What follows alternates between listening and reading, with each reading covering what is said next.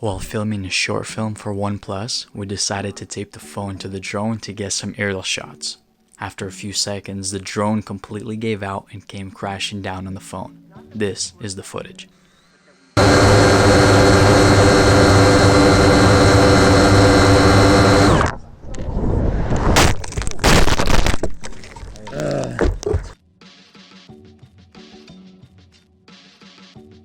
Today, I took the phone to a specialist and he replaced a screen that completely gave out.